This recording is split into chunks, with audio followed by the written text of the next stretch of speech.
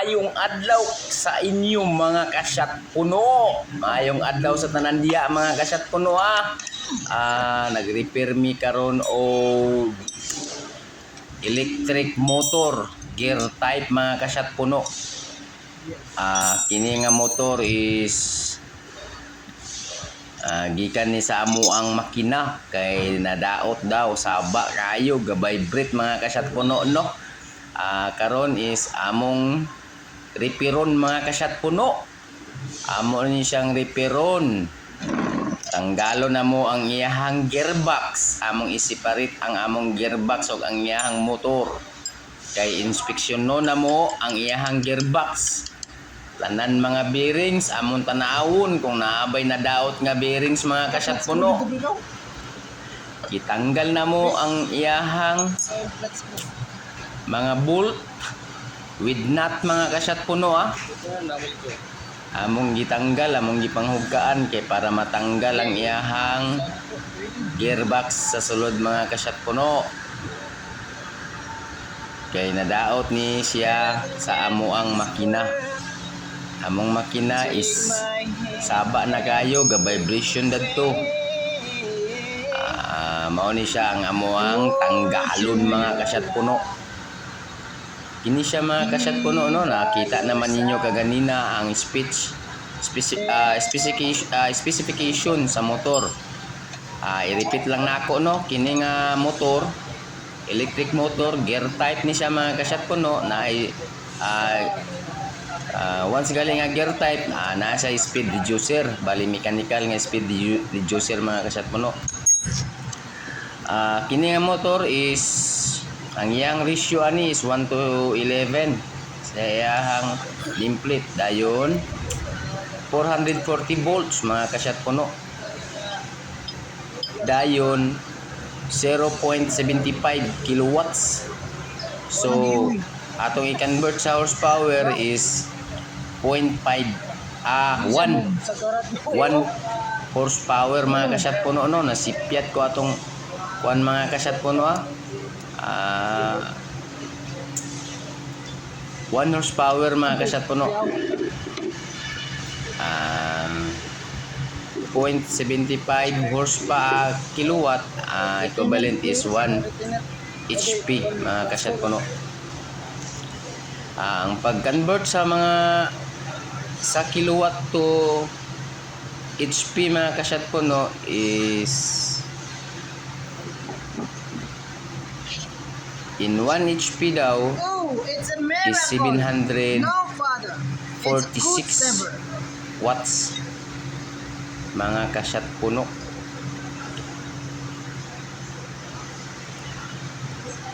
Kini mga kasyat puno is amo ning gitanggal no. Gitanggal na namo ang iyahang connection sa iyang shafting. Nakita man nato no ang iyang mga guide sa iyang mga gearbox no.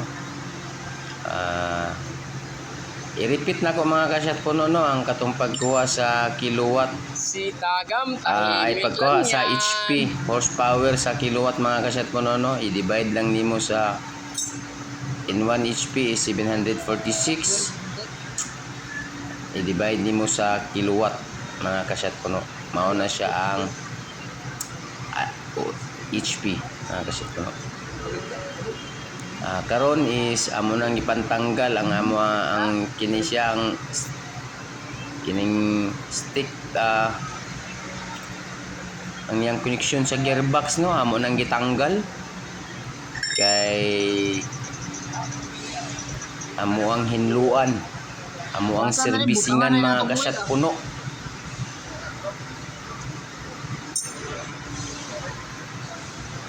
Kana karon is magkuha mi para hinlo mga kasyat puno no sa iyahang mga sulod sa gearbox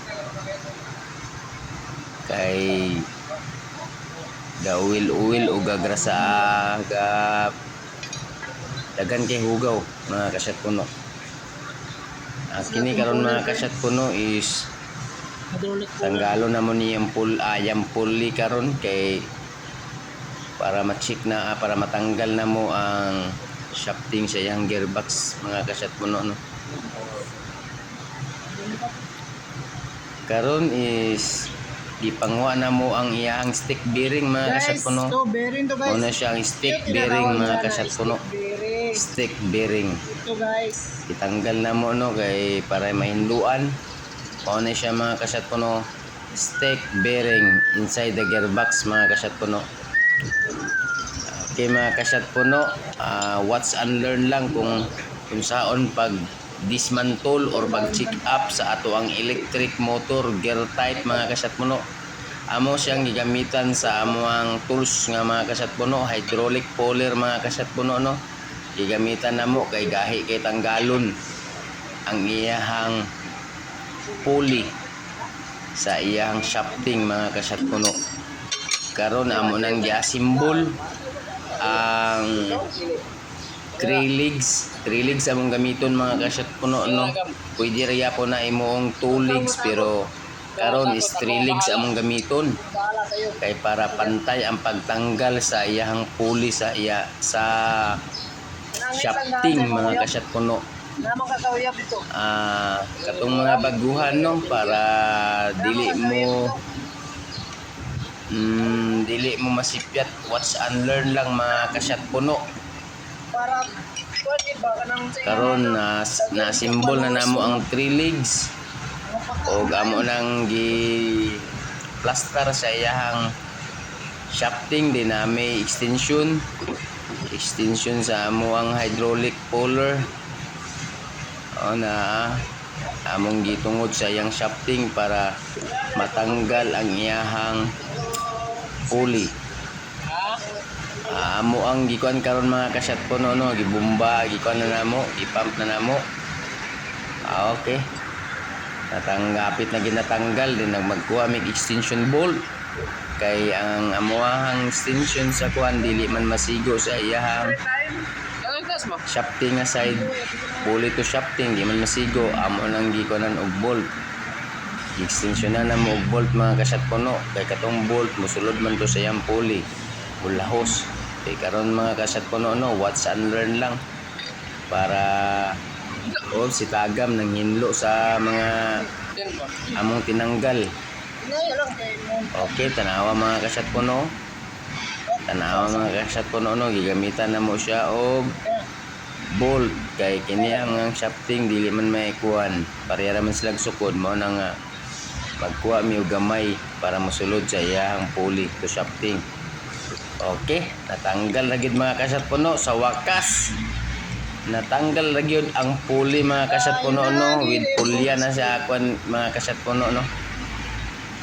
Okay, nara gid na mo natanggal mga kasyat puno. Kana na sad mga kasyat puno is tanggalo na sad namo na ang iyang connection sa shafting. Kana tanggalo na sad namo na naami gamitan na sad namo na karon sa amo ang hydraulic press. Tanggalon sa namo ang kunya mga kasyat puno. Gigamitan na namo og hydraulic press kay gahi gyapon kay ni mga kasyat puno. Mga kasyat puno no, gahi gyapon kay ni amo siyang gamitan. Oy, ang akong kauban, akong pari mga kasyat puno. Wala akong kauban mga kasyat puno, akong pari. Akong paring jewel mga kasyat puno. Karon is amo ang gikuan mga kasyat puno, butangan na mo extension para dali ra ang among pump sa amo ang hydraulic mga kasyat puno no, hydraulic press. Dali ra kay matanggal na mga kasyat puno. Grabe kagahi mga kasyat puno. Dugay mi nahuman anak kay gahi kayo. God, ang sulod naa sa sulod ana mga kasyat puno is mga bearing. Duha ka bearing mga kasyat puno no, sa taas ug sa ubos mao na nga gahi gid sa tanggalon. Naglibog yapon mi ani. Na mga kasyat puno. Amo na sang gibalik kay di gahi gid. Then pagtanggal na mo mga kasyat puno, amo gid siyang gipirsa, naagi siya bearing nga duha ka buok ball bearing mga kasyat puno. Ang katong isa is stick bearing man to. Duha rin ka ball bearing mga kasyat puno. Okay mga kasat puno no sa panginaw tunta ko nga dugang sa inyong kaalaman ni siya sa pag-dismantle o sa pag-repair sa ato ang electric motor. Shot puno. Okay mga kasat puno, watch and learn. Thank you for watching.